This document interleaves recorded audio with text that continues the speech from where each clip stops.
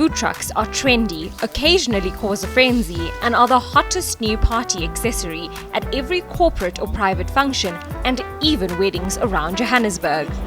You'll find everything from burgers in artisanal buns to sushi, pizza, ice cream, and even chocolate-covered churros. We visited 3 of Johannesburg's most popular food trucks to get the inside scoop on what makes them so trendy. We can go anywhere. Well, I mean, look at it. People get fed up with run-of-the-mill chain restaurants and having to go to a mall. The trend is really the difference, the different approach to the experience that the customer or the consumer has. You expect the low-end, greasy food that everyone's gotten used to, and now all of a sudden there's an explosion of passion and love that only chefs previously were able to do. So how did these food truckers develop their business on wheels? I had 40 years in IT around the world building businesses, and I had enough of that, so I decided I was going to do something else.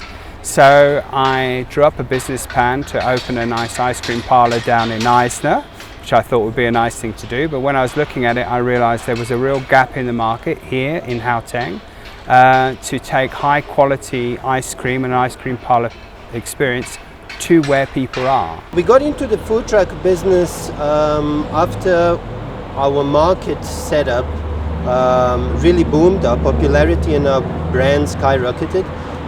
We were doing this different kind of a burger, and we really wanted to do a different next step. So the trends in the States, in Europe, were food trucks, and we kind of said, hey, there isn't really a proper food truck in Joburg yet. So rather than investing our money into a brick and mortar like everyone does, let's be quirky, different and innovative, and let's do a food truck. I had a restaurant for 5 years, and just before I opened the restaurant I actually wanted to get in the food truck game. The role wasn't there, you know what I mean? I didn't feel it, and I had a really cool idea for a restaurant. It was a live music and events venue, and I sort of went into that, and when I sold that, the dream came true of the trailer. But with rental generally being very high for a fixed space in the city, how lucrative is it having a mobile business? Having a mobile business is definitely lucrative. It is very, very easy to move around. You don't have to wait for customers to come to you. I wouldn't say jump into it without having done your numbers first. It's lucrative when it works, and it's very not lucrative or unlucrative or whatever the word might be when it's not working. You get late cancellations. If it's raining and no one pitches up to buy your food, if it's a risk event, you sit with lots of wastage. Well, you're not paying high rentals that you'd expect to pay from a fixed premises, but you're still having to pay rental because we pay fees to events to be there quite often. So you've got to take that into account.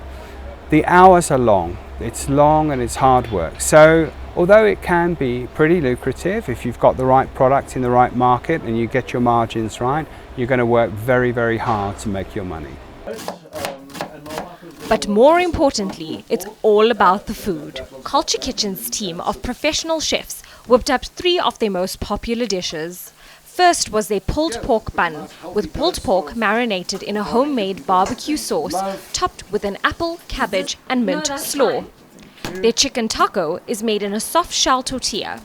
In goes Cajun chicken strips, coriander salsa, cheddar cheese and a homemade paprika lime mayo. They also have a breakfast option, their eggs Benny bun. Crispy bacon goes onto a bed of peppery rocket leaves. Some nice crispy bacon on there. 3 pieces as usual. A poached egg is added and it's all topped with a homemade hollandaise sauce. The brother and sister team at Balkan Burger showcased their Serbian burgers. Their best seller, the Stuff with Stuff burger, is a 100% beef patty which has a scrumptious stuffing of mozzarella cheese, bacon and red pepper juice.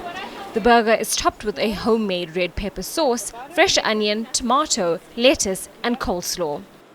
And what would any meal be without dessert? The Knickerbocker Ice Cream Company is no ordinary stop. We do waffles, we do thick shakes, we do Dom Pedros, we do ice cream sandwiches, we do ice cream sundaes, ice bombs, which are fat ice lollies. So whatever you want, you can come and get from us from an ice cream parlour point of view. Riante Naidoo, Johannesburg.